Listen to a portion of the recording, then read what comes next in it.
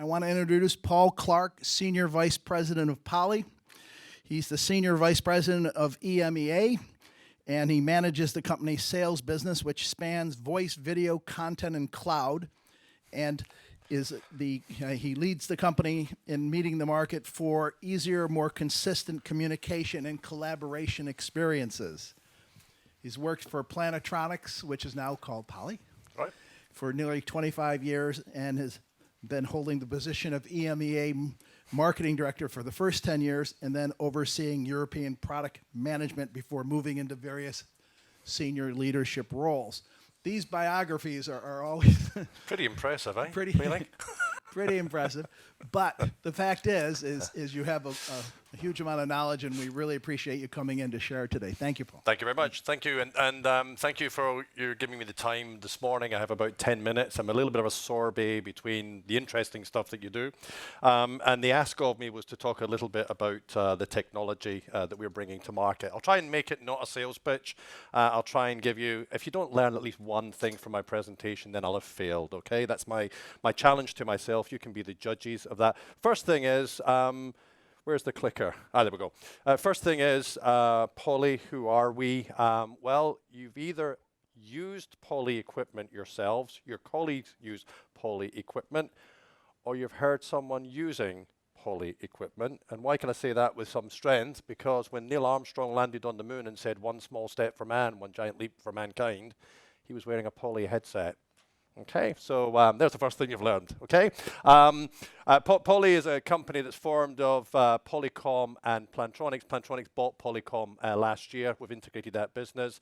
Very big task integrating companies. I never want to have to do that again, but what we've ended up with is a wonderful portfolio of products. But as I said, I'm not going to do a sales pitch. I'm here to share with you how technology can help you in your smart business implementations. Well, first thing to say really is that the way that we work has changed. I'm not telling you anything that you don't already know, because as I look around you, I can all see you're of a certain age. You've been through the change, okay? When you started in business, you sat at a desk and you worked from 9 o'clock till 5 o'clock or 8:30 till 4:30, and then you went home. And then the next morning you went back into the office and you did the same thing again. That's completely changed. Laptops, mobile phones, the always-on culture that we have means that now we carry our business with us. I'm not always this color, incidentally. I was on holiday last week, and guess what? When I was on holiday, I was working. Not full-time, but I was checking things, scanning things, approving things. Who doesn't do that these days? That's the always-on culture that we live in. And it's changed the way that we view work. So we're responsible now ourselves for managing work and life, and we're not always working in a single location. You know that as well. So when we look at how that manifests itself in modern working, well, it looks like a very different map from the way it used to. And to get the best out of an organization, which is a collection of people and places and technology, we have to blend the portfolio of support and thinking we have to enable people to be the most successful of what and who they can be. So this is probably not new to you, the people, the technology, and the places, but you may not have thought it quite in the same way. Because when I talk to people, they talk about, the people in their company as if they're a single mass of individuals. And of course, there are similarities between people. We typically have 2 arms, 2 legs, too much of everything else. And we live and we breathe. But there's much, much more to humankind than that. And if you look at research that studies how it is people work. And this is a material that is an output of research that was done both in Polycom and Plantronics. Basically, it breaks people down into pen profiles. I think you're probably all familiar with pen profiles. It's a marketeer or salesperson's way of saying, oh, this type of person wants this type of product and works in this particular way, and so on and so forth. So I'm not going to take you through it all, but it's interesting when I was talking about, this amorphous mass of individuals and how 2 arms, 2 legs, and so on, is when you break it down, people work in very, very different ways. We're all individuals. We tend to work in a particular style, which is where you end up with the pen profiles. But there you can see on there the 7 characteristics covering 91% of an enterprise organization. There's about 9% that don't really work in this technological way, warehouse staff and so on. But what's interesting about it is, and you can look at it yourselves when you see the material after the presentation, is the technology that they use in collaboration, because collaboration is huge. And I should just spear one beast that goes around is collaboration is new. Collaboration isn't new. We've always collaborated. Cavemen, cavewomen collaborated. It's the way that we collaborate. We do dispersed collaboration. We're not always sitting together now. Technology enables that. And how people self-serve in that environment is really down to how they see themselves being most effective in the workplace. And that's why this graph or this slide is very important, because it starts to break down how people use video, how do they use voice, are they using headsets, are they using handsets, are they using mobile phones, where do they work? And you can see people sit at their desks. That's what the little chair tends to mean. They're working in offices and they're working in cars. I mean, we all probably do all of those things at various times of the day. So it's really important to equip your organization with the technologies and the environments to succeed, because it makes a difference. Because if people are being supported in the way that they want to work, they're more engaged. If they're more engaged, you're getting more out from them, okay? And not in a bad way, in a good way, because you're supporting them in the way that they want to work. Does that make a difference to the bottom line? Well, you think, yes, productivity and things like that. Actually, it's even more valuable than that. When you look at employee engagement, as engagement goes up, companies who have high engagement have a much higher earnings per share. So that really does affect the value of a corporation and its output. So really, really powerful stuff to make the effort to ensure that you're helping people, facilitating people to engage in their workplace. Of course, another change that's happening in modern work is it used to be that you bought your telephone system and that was the system and it sat with a PBX somewhere in a dark room in your facility. That's changing dramatically, and we're moving from on-prem to off-prem. We're moving into the cloud, and what's happening as we do that is we're getting much more flexibility. That's how I could work when I was on vacation last week, because basically I was linking into the cloud and picking up the mails I would normally have picked and the calls that I would normally have answered if I was sitting in an office. But what's also happening is, as we're moving onto the cloud, is there's new vendors appearing. So as you're facilitating the access to the technology, you're having to be more flexible and more adaptable and more agile. So you can see vendors up there. Some of them you know, Microsoft you know, Cisco you know, Poly you now know, of course. Companies like Zoom, who didn't see Zoom adverts as you walk through Amsterdam Airport, Schiphol Airport, in the past few days. You know, they came from nowhere a few years ago, and there'll be many, many others like that as well. So you have to be agile in the technology that you offer out to your associates. The other thing you have to do is you have to think about what it is people do when they're actually working. We talk about collaboration again if it's a single event, and it may be at the point in time, but the way that people collaborate is changing. So three main types. One is informing, so sharing information, and arguably that stuff you could just put in an email and people could read, but actually they don't because they're so busy, so you need to actually bring it to life. So you talk to them about, hey, if you look at this spreadsheet, what I'm telling you is blah, blah, blah. That's really just sharing information. Need to do it, it's important, but it's a particular type of collaboration. Evaluate is, well, maybe looking at that spreadsheet, but saying, what do we see when we look at this? What's it telling us about the business? I see it when I interpret the information one way, and so there's an interaction there that's much deeper than just informing people, which could be a broadcast. And then you've got the creation, that brainstorming, very difficult to do when you are no longer sitting together and when you're dispersed. So that dispersed collaboration when you're actually doing creation is pretty difficult, but you can do it. You can use technology. The technology is available today, and I'll give you a little taste of that through the presentation. The other thing, and I'm somewhat preaching to the choir here, that's changed dramatically is the workspace that people occupy. And this, I'm not going to take you through this in detail. We could talk for hours about this. You probably talk more about it than me. Is the individual space, is the group space, is the open space, is the closed space.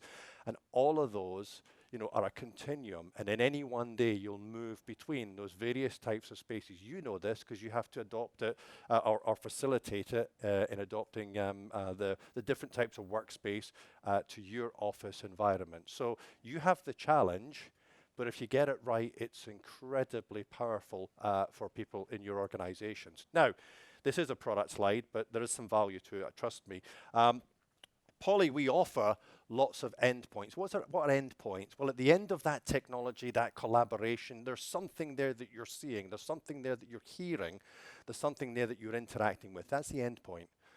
And to make it simple, we do all of these endpoints: video, conference, desk phones, headset, software, and services, so we make it all bring together, okay? Not a product pitch, but I just want to give you a sense of, you have a challenge in that if you want to drive that enablement and therefore the engagement of the staff in your organizations, you have to facilitate the different types of preferences, remember the graph, the table I showed at the start, that your individuals have in your organization, and they may have multiple. So it can be as simple as the individual with a headset, Neil Armstrong again, on the moon. It can be in conference phones, a little bit of a challenge there, of course, because we're moving to open plan working.